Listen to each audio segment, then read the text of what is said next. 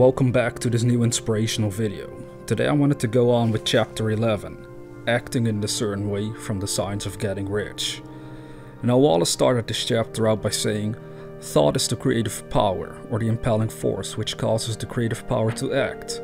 Thinking in a certain way will bring riches to you, but you must not rely upon thought alone, paying no attention to personal action.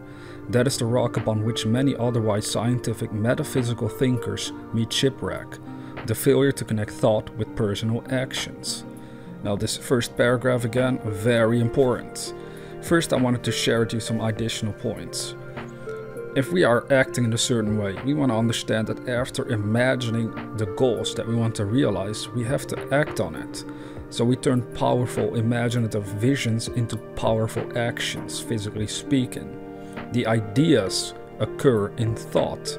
Act on it. So if you hold a vision of what you want, over time your reasoning mind will start to come up with ideas on how to go about it. They occur in your thoughts, then act upon it. It all boils down to acting according to your vision. No matter how small, you have to begin. Simply make it grow through your actions. By keeping yourself acting upon your dream, keep doing your best on it, it will start to expand in and as your life. Now Wallace went on to say, we have not yet reached the stage of development, even supposing such a state to be possible, in which man can create directly from formless substance without nature's processes or the work of human hands. Man must not only think, but his personal action must supplement his thought. I underlined this sentence because again it's so very powerful. You must not only think, but your personal action must supplement your thought. In other words, you want to express a thought through action. As we said a few minutes ago or seconds ago, express your thought through action. The ideas, you have to express them through your action. So don't just let them run and float around your mind without doing anything with them. You will start to get better and better ideas as you keep yourself focused on the vision of what you want, and then it's up to you to act on it. Then you're acting in a certain way. Now he went on to say that by thought you can cause the gold in the hearts of the mountains to be impelled towards you, but it will not mine itself, refine itself, coin itself into double egos, and come rolling along the road seeking its way into your pocket. Under the impelling power of the Supreme Spirit, man's affairs will be so ordered that someone will be led to mine the gold for you. Other men's business transactions will be so directed that the gold will be brought towards you, and you must so arrange your own business affairs that you may be able to receive it when it comes to you. Your thought makes all things, animate and inanimate, work to bring you what you want, but your personal activity must be such that you can rightly receive what you want when it reaches you. You are not to take it as charity nor to steal it. You must give every man more in use value than he gives you in cash value. The scientific use of thought consists in forming a clear and distinct mental image of what you want, in holding fast to the purpose to get what you want, and in realizing with grateful faith that you do get what you want. So an additional note to that would be, you have to be active daily on working on your dreams. Take action according to what the vision dictates. We've said this over and over again, but this is the main point behind the entire book. Is if this dawns upon you, you really have the key to a wonderful life. So, perhaps there's days that you don't feel like taking action. Well, in a future chapter we're actually gonna go over that point as well, because sometimes it is better to take a step back and wait and contemplate your vision more intensely before you do take action. But generally speaking, you just want to understand, stay as consistent as possible on acting on your dream. This is important. Now do not try to project your thoughts in any mysterious or occult way, with the idea of having it go out and do things for you. That is wasted effort and will weaken your power to think with sanity. The action of thought in getting rich is fully explained in the preceding chapters. Your faith and purpose positively impress your vision upon formless substance, which has the same desire for more life that you have. And this vision received from you sets all the creative forces at work in and through their regular channels of action, but directed toward you. It is not your part to guide or supervise the creative process.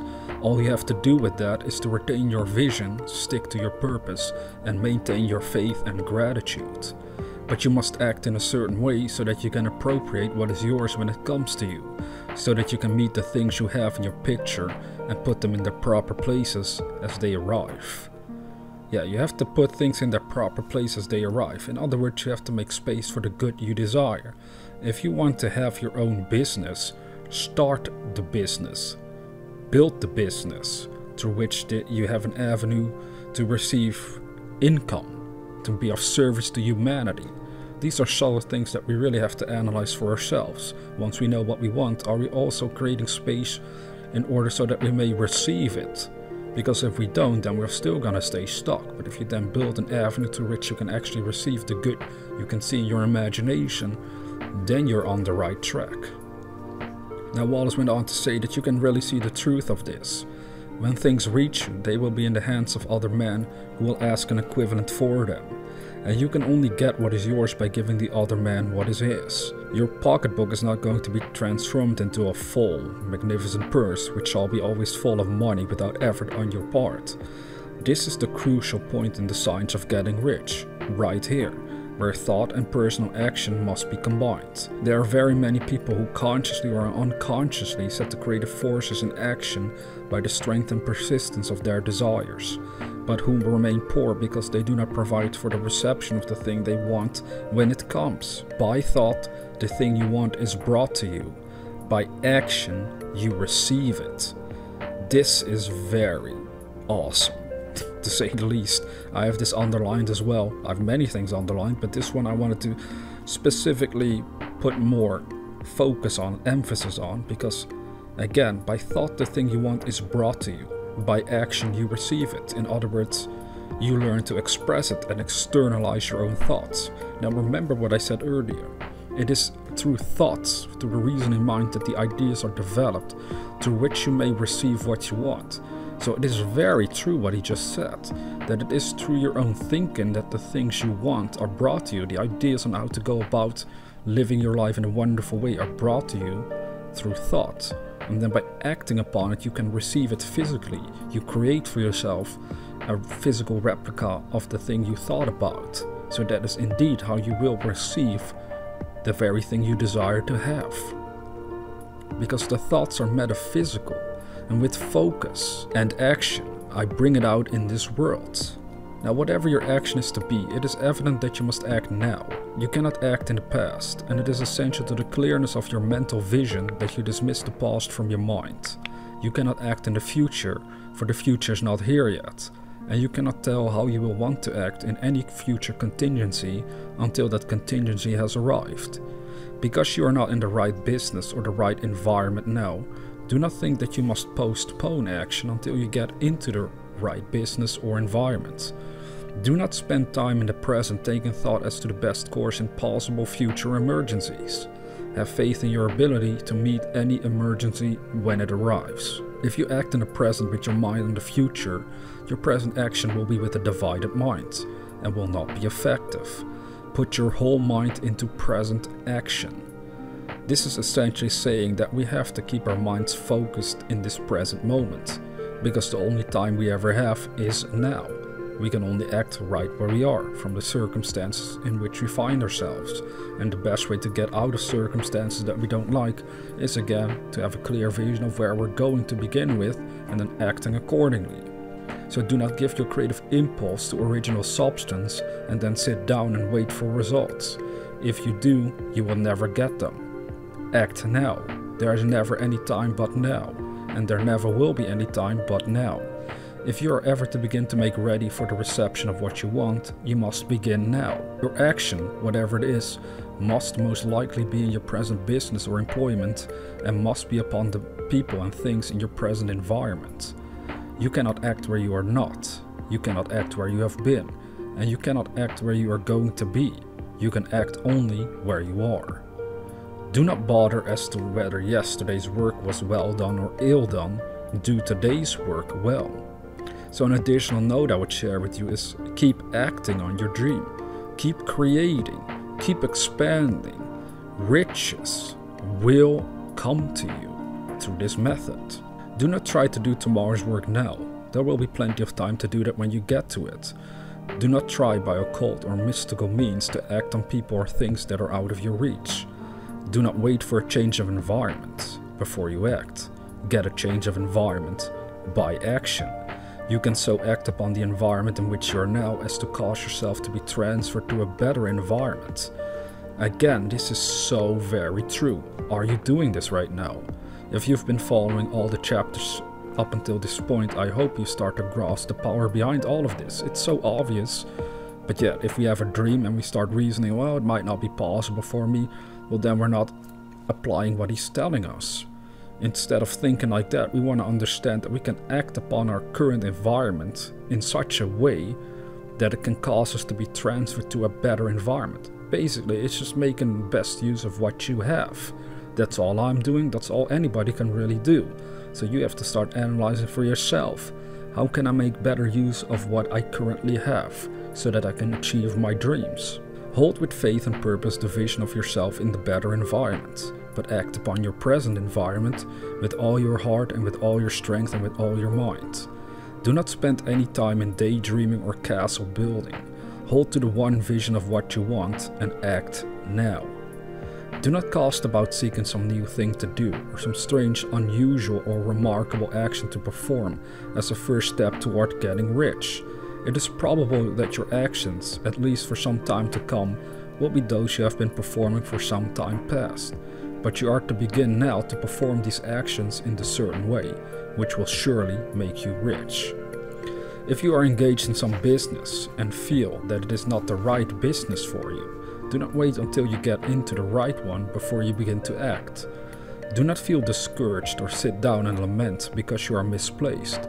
No man was ever so misplaced that he could not find the right place, and no man ever became so involved in the wrong business that he could not get into the right business. Hold the vision of yourself in the right business with the purpose to get into it, and the faith that you will get into it, and are getting into it. But act in your present business. Use your present business as the means of getting a better one, and use your present environment as the means of getting into a better one. Your vision of the right business, if held with faith and purpose, will cause the Supreme to move the right business towards you, and your action, if performed in a certain way, will cause you to move toward the business. So always feel gratitude for this dream that you have, because gratitude causes the universe to inspire the proper actions you will have to take. Always remember this, analyze this for yourself, because this really works. If you are an employee or a wage earner and feel that you must change places in order to get what you want, do not project your thought into space and rely upon it to get you another job. It will probably fail to do so. Hold the vision of yourself in the job you want, while you act with faith and purpose on the job you have, and you will certainly get the job you want. Because your vision and faith will set the creative force in motion to bring it towards you, and your action will cause the forces in your own environment to move you toward the place you want. So that is essentially saying that, as I've said myself, if you hold the vision of what you want, you will automatically become more and more inspired and compelled on what to do. So that is very true. You have to hold your own vision of what you want, because that will set the creative force in motion to bring it towards you. That is another way of saying it will start to inspire you. These inspiring ideas come from the universe, and then if you act upon these ideas, it causes the forces from your own environment to move you towards the realization of whatsoever you want. Now, in closing this chapter, we will add another statement to our syllabus. There's a thinking stuff from which all things are made, and which in its original state permeates, penetrates and fills the inner spaces of the universe. A thought in this substance produces the thing that is imaged by the thought. Man can form things in his thought, and by impressing his thought upon formless substance, can cause the thing he thinks about to be created. In order to do this, man must pass from the competitive to the creative mind. He must form a clear mental picture of the things he wants, and hold this picture in his thoughts with the fixed purpose to get what he wants, and the unwavering faith that he does get what he wants, closing his mind to all that may tend to shake his purpose, dim his vision, or quench his faith. That he may receive what he wants when it comes, man must act now upon the people and things in his present environment.